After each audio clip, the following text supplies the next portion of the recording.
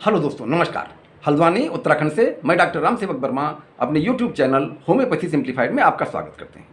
दोस्तों, आज के इस एपिसोड में बात करते हैं हाई ब्लड प्रेशर यानी उच्च रक्तचाप के बारे में।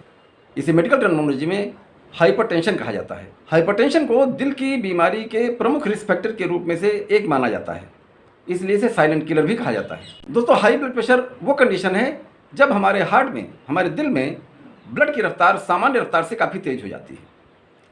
दोस्तों, हमारे हार्ट से आर्टरीज के द्वारा, धमनियों के द्वारा खून सारे शरीर को सप्लाई होता है और यही खून वेन्स यानी शिराओं के द्वारा हार्ट को वापस आता है।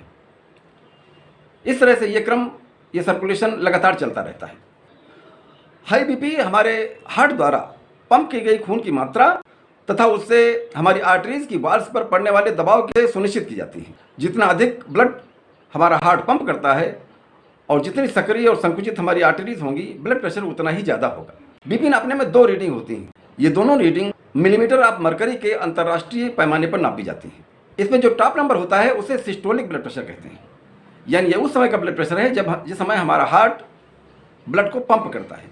और जो बॉटम नंबर होता है वो उस समय का प्रेशर है जिस समय हार्ट बीट के दौरान हमारा हार्ट रेस्ट करता है। किसी सामान्य स्वस्थ व्यक्ति में सामान्यतः ये ब्लड प्रेशर 120-80 के आसपास होता है। तो इसका मतलब यह होता है कि मिलीमीटर ऑफ मरकरी के पैमाने पर हार्ट द्वारा पंप होने पर आर्टरीज की वाल्व्स पर 120 मिलीमीटर का दबाव पड़ता है और हार्ट बीट के बीच में, यानी जिस समय हार्ट रेस्ट करता है उस समय यह दबाव 80 मिलीमीटर ऑफ मरकरी होता है। यह दबाव 140-90 हो तो इसका मतलब है आपका ब्लड प्रेशर बढ़ रहा है, और यदि यही दबाव 180-120 हो तो इसका मतलब है आपका ब्लड प्रेशर काफ़ी गंभीर स्थिति में है।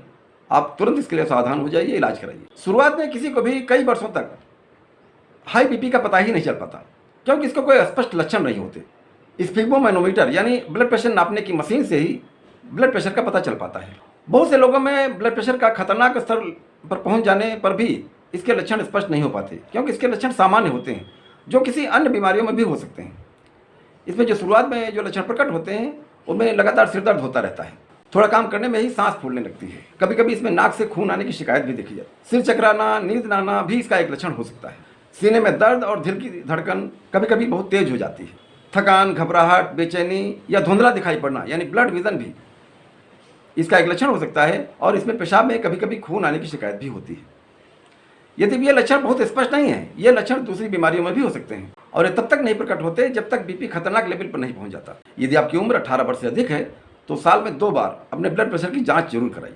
इसके कारणों के बारे में बात करते हैं। दोस्तों, इसके क्या कारण हो सकते हैं, ये ब्लड प्रेशर होता क्यों है? दोस्तों, अधिकतर लोगों में हाई ब्लड प्रेशर का कोई कारण नहीं होता। ये उम्र के साथ साथ, समय के साथ साथ अपने आप होता जाता है। जैसे जैसे उम्र बढ़ती है तैसे जैसे हमारी जिम्मेदारियां और चिंताएं बढ़ती हैं और ये ब्लड प्रेशर बढ़ता जाता है। इसे प्राइमरी हाइपरटेंशन कहते हैं। दूसरी तरह के ब्लड प्रेशर को सेकेंडरी हाइपरटेंशन कहा जाता है। ये ब्लड प्रेशर अचानक से बढ़ता है। इसके लिए कई तरह की तमाम स्थितियाँ, परिस्थितियाँ, कारक, लाइफस्टाइल या तमाम अंग्रेजी दवाइयों का सेवन जिम्मेदार होता है।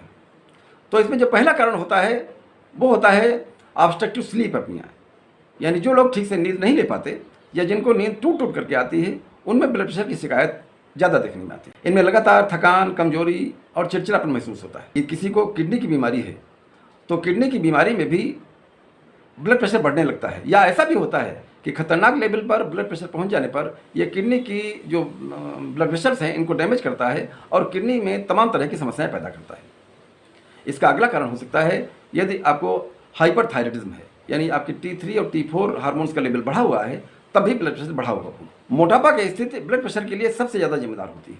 पैदाइशी रूप से धमनियां सक्रिय होने पर, यानी आर्टरी सक्रिय होने पर, बहुत अधिक गुस्सा या चिंता करने पर, तैलीय पदार्थों का अधिक सेवन करने पर भी ब्लड प्रेशर का स्तर बढ़ जाता है। तमाम तरह की अंग्रेजी दवाइयाँ जैसे बर्थ कंट्रोल पिल्स हैं, यानी गर्भ निरोधक दवाइयाँ हैं, सर्दी जुकाम की दवाइयाँ हैं, खांसी की दवाइयाँ हैं या पेन किलर्स हैं, ये सभी हाई ब्लड प्रेशर की परेशानी पैदा करने में बहुत सहायक होती हैं। तमाम तरह के गैर कानूनी ड्रग्स हैं जैसे अफीम है, चरस है, गांजा है, भांग है, हशीश है, कोकेन है, मारिजुआना है, ये भी हाई ब्लड प्रेशर के लिए बहुत हद तक जिम्मेदार होते हैं। इसके अतिरिक्त ब्लड प्रेशर बढ़ने के तमाम रिस्क फैक्टर होते हैं। तो इसमें जो पहला रिस्क फैक्टर होता है वो यही है, जैसे जैसे हमारी उम्र बढ़ती है, जिम्मेदारियां बढ़ती हैं, चिंताएं बढ़ती हैं और ये ब्लड प्रेशर बढ़ता चला जाता है। ये रिस्क फैक्टर पुरुषों में महिलाओं की अपेक्षा काफ़ी ज़्यादा होता है।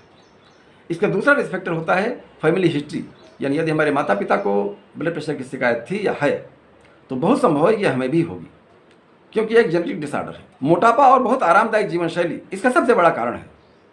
यानी जो लोग बहुत आराम की ज़िंदगी जीते हैं, क्योंकि ये मेहनत करने वाले लोगों पर ये बीमारी नहीं होती। जो लोग कठिन मेहनत करते हैं उनमें ब्लड प्रेशर की समस्या नहीं होती। तंबाकू के सेवन से, चाहे वो जिस रूप में भी हो, बीड़ी, सिगरेट, तंबाकू, गुटखा, खैनी, किसी भी तरह से हो, तंबाकू से हमारी आर्टरीज की जो इनर वॉल्स हैं ये डैमेज होने लगती हैं। हमारी जो नसें हैं ये सिकुड़ने लगती हैं, मतलब इनमें जो सक्रिय होने लगती हैं, और इससे हार्ट की तमाम तरह की परेशानियां पैदा होती हैं। अधिक नमक का सेवन भी बीपी बढ़ाने का एक कारण हो सकता है, या पोटेशियम हमारे खाने में यदि कम है तब भी ब्लड प्रेशर बढ़ेगा। अल्कोहल के अधिक सेवन से भी ब्लड प्रेशर बढ़ता है, क्योंकि अल्कोहल में पाया जाने वाला जो लिपिड है ये हमारी धमनियों में जमने लगता है, धमनियाँ सक्रिय हो जाती हैं और हार्ट को कई तरह की बीमारियां पैदा करती हैं। बहुत अधिक स्ट्रेस लेवल भी बीपी को बढ़ाता है। यानी जिन लोगों के जीवन में तनाव बहुत अधिक होता है, या जो लोग चिंतालु प्रवृत्ति के होते हैं, उनमें बीपी बढ़ने का रिस्क बहुत ज़्यादा होता है। अब दोस्तों देखते हैं इसमें क्या कॉम्प्लिकेशन होंगे अगर बहुत दिनों तक बीपी रहे, उसका कोई इलाज ना हो पाए, या उस मेंटेन ना हो पाए, मैनेज ना हो। दोस्तों अधिक ब्लड प्रेशर बढ़ने पर हमारी जो आर्टरी वाल्व्स हैं इन पर बहुत अधिक दबाव पड़ता है, ब्लड वेसल पर बहुत दबाव पड़ता है। इससे हमारी ब्लड वेसल और ऑर्गन्स डैमेज होने लगते हैं। अनकंट्रोल्ड ब्लड प्रेशर से हार्ट अटैक या स्ट्रोक का खतरा हो सकता है। बीपी बहुत ज़्यादा बढ़ जाने पर ये हमारी ब्लड वेसल फट भी सकती हैं और एक लाइफ थ्रेटनिंग कंडीशन पैदा कर सकती हैं। हमारी किडनी यानी गुर्दे, इनकी जो आर्टरीज हैं ये अधिक बीपी बढ़ने पर ये कमज़ोर होती हैं और ये किडनी पर अतिरिक्त दबाव डालते हैं, जिससे किडनी अपना फंक्शन पूरी तरह से ठीक से तरह से नहीं कर पाती और किडनी में तमाम तरह की परेशानियां पैदा होती हैं। हाई बीपी से हमारी आंखों की जो कोमल आर्टरीज हैं इन पर बहुत बुरा प्रभाव पड़ता है। या तो इनसे ब्लड विजन दिखाई पड़ने लगता है, और यदि कहीं फट गई तो ये अंधापन भी पैदा कर सकते हैं। हाई ब्लड प्रेशर में जो मेटाबॉलिक सिंड्रोम के तहत जो मेटाबॉलिक डिसऑर्डर पैदा होने लगते हैं, जैसे कमर के आसपास चर्बी ज़्यादा जमने लगना, ट्राइग्लिसराइड बढ़ने लगना, कोलेस्ट्रॉल बढ़ने लगना, लो डेंसिटी लाइपोप्रोटीन बढ़ने लगना, या वेरी लो डेंसिटी लाइपोप्रोटीन बढ़ने लगना, और हाई डेंसिटी लाइपोप्रोटीन कम होने लगना, ये तमाम तरह की जब परेशानियां पैदा होती हैं, जब इनका स्तर डिस्टर्ब होने लगता है, तब शरीर में तमाम तरह की परेशानियां पैदा होती हैं। अनकंट्रोल्ड ब्लड प्रेशर से हमारी याददाश्त कमज़ोर होती है, हमारी सोचने की क्षमता, हमारी सीखने की क्षमता पर बहुत विपरीत प्रभाव पड़ता है। काफ़ी लंबे समय तक यदि हाई बीपी बना रहे तो ये डायमेंशिया को, पार्किंसंस को, क्रैम्प्स को यानी हाथ पाँव में कंपन को पैदा करती हैं। दोस्तों देखते हैं इससे बचा कैसे जा सकता है। इसे बचने के उपाय बहुत आसान है, यदि इन्हें अपनाया जाए तो ब्लड प्रेशर से बचा जा सकता है। तो इससे बचने का पहला तरीका यही है कि अपने वजन को नियंत्रित रखें, वजन सामान्य से ज़्यादा न होने पाए। अल्कोहल तथा तंबाकू के सेवन से बचें। एक्टिव लाइफ स्टाइल अपनाएं, इसमें आधा घंटा सवेरे और आधा घंटा शाम को रिगोरस एक्सरसाइज करनी है। पसीना आने तक आप तेज कदमों से चलें, या घर पे आकर के कार्डियोवास्कुलर एक्सरसाइज करें, प्राणायाम करें, योगा करें। जितना ज़्यादा आप इसमें पसीना बहाएंगे ब्लड प्रेशर उतना ही कम होता जाएगा। खाने में फल और सब्जियों का ज़्यादा इस्तेमाल करें। फैटी फूड, प्रोसेस्ड फूड या वो खाने जिनमें प्रिजर्वेटिव्स पड़े हों उनका इस्तेमाल कम करें। अब दोस्तों देखते हैं इसमें होम्योपैथी दवाइयाँ क्या काम कर सकती हैं। तो हमारी सलाह यही रहेगी कि आप अपने नज़दीक के होम्योपैथी डॉक्टर साहब पास जाएँ, उन्हें अपने सिम्टम बताएं। हो सकता है ब्लड प्रेशर के अलावा कोई अन्य बीमारी भी हो, तो वो ठीक से आपके सिम्टम समझ लेंगे और जो दवाइयाँ देंगे वो बिल्कुल उचित होंगी। हम अपने यहाँ जो सामान्य तौर पर इस बीमारी की दवाई देते हैं, उनमें पहली दवाई होती है R85 की आधे कप पानी में 10-10 बूंदी दिन में 3 बार देनी है। इसमें दूसरी दवाई होती है नेटरम्योर 200 की 4 बूंद दवा या 4 गोलियाँ रोज़ सवेरे सवेरे लेनी है। इसमें अगली दवाई है नक्सवामिका 200 की 4 बूंद दवा या 4 गोलियाँ रोज़ शाम को लेनी है। इसमें हम एक मदर टिंचर का कम्बिनेशन देते हैं। इसमें पहली मदर टिंचर होती है राउल्फिया सर्पेंटाइना मदर टिंचर, दूसरी मदर टिंचर होती है क्रेटिगस मदर टिंचर, और तीसरी मदर टिंचर होती है पैसिफ्लोरा इनकार्नेटा मदर टिंचर। आधे कप पानी में इन तीनों दवाइयों की 20-20 बूंद डाल करके दिन में 3 बार पीना है। आप लगातार इन दवाइयों का सेवन करते रहें और जो बचाव के तरीके बताए गए हैं उनको अपनाएं। यानी आपको मेहनत करनी है, आप तो तेज कदमों से चल करके कर सकते हैं, दौड़ करके कर सकते हैं, जिम ज्वाइन कर सकते हैं, योगा प्राणायाम कर सकते हैं, और घर में आकर के कई तरह की कार्डियोवास्कुलर एक्सरसाइज कर सकते हैं। जितना ज़्यादा आप एक्सरसाइज करेंगे उतना ज़्यादा ये दवाइयाँ भी असर करेंगे और उतनी जल्दी आपको हाई ब्लड प्रेशर से छुटकारा मिल सकता है। तो दोस्तों ये था मेरा वीडियो हाई ब्लड प्रेशर के बारे में।